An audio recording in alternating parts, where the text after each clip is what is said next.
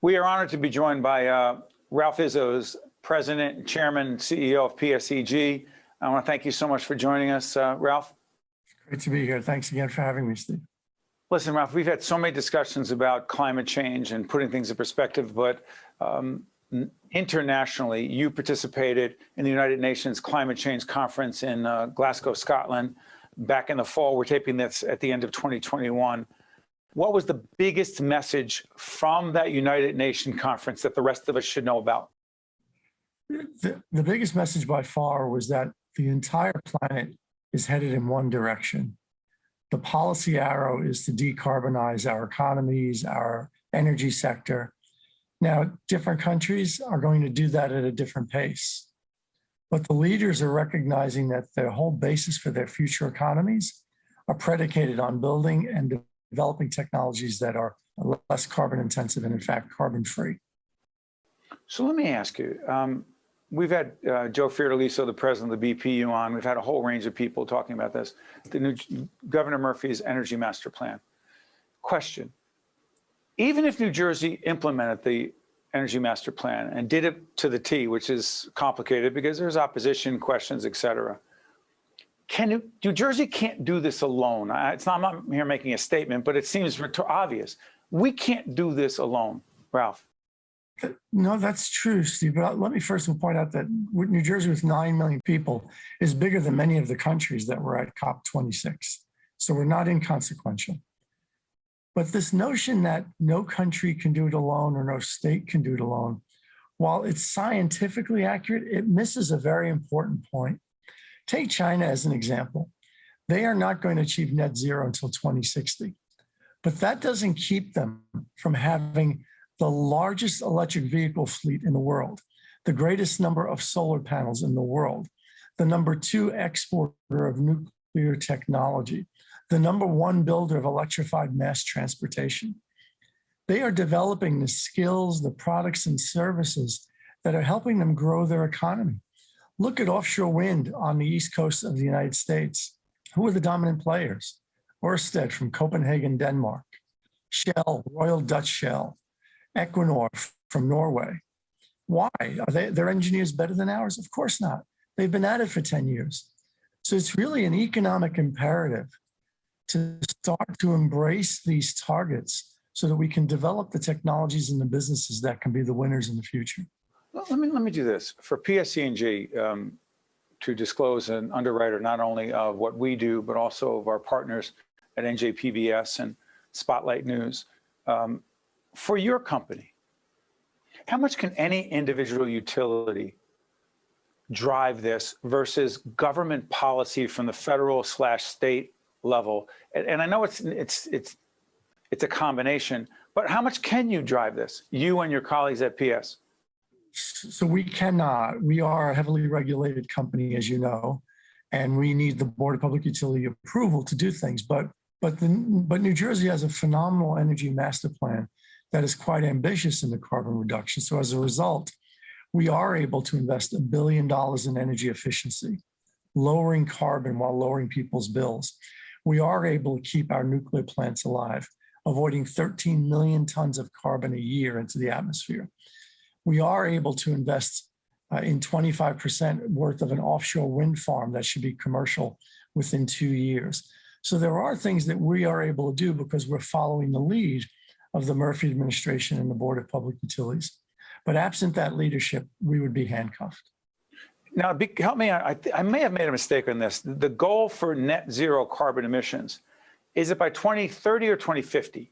It's by 2030 for what we directly or indirectly emit. It's by 2050 for those things that our customers emit by virtue of using our natural gas. So they have terminology. Scope 1 and Scope 2 is what we directly produce, and Scope 3 is what our customers produce. So the stuff we directly control, we're going to eliminate by 2030. The stuff that we don't directly control, we're going to try and eliminate by 2050. Do you have much patience, particularly given the international experience you had at the UN in Glasgow, Scotland? Do you have much patience, A, and B, how do you deal with either full-blown climate change deniers or those who say, come on, you're making too much of this. And those of us in the media are only making it worse by engaging in hyperbole. You say what? Well, yeah, first of all, fortunately, they're a shrinking and almost extinct group of people. What I would say to them is, did you notice the heat wave in the Pacific Northwest? Have you noticed the fact that every year we have the worst wildfires we've ever experienced before in California? Have you noticed a deep freeze in Texas? Have you noticed tornadoes in the mid-Atlantic region? Things that we're just never experienced before. If you need any more proof than those events that climate change is real, I don't know that you'll ever be convinced. But fortunately, the world isn't waiting for the climate deniers.